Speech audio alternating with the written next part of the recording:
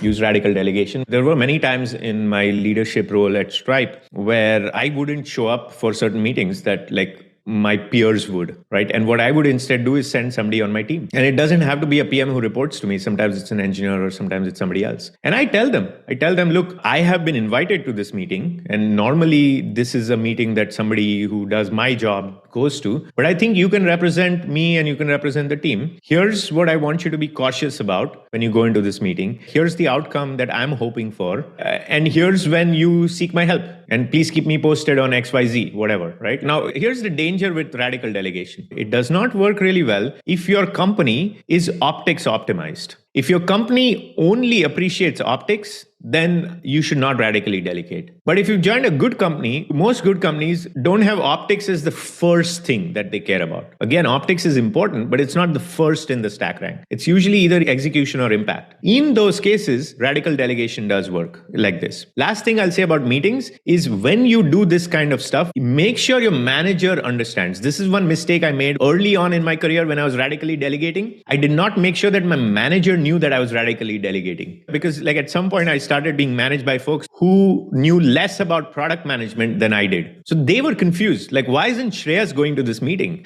And so it was my mistake because I had not performed the optics activity of letting my manager know that this is my approach. And so later on in my career, and particularly the last 3 years at Stripe, I made sure that my manager understood that I'm radically delegating. And that's why I don't go to certain meetings. So again, a lot of these tools, you need to apply them properly. And when you apply them properly, they work like magic.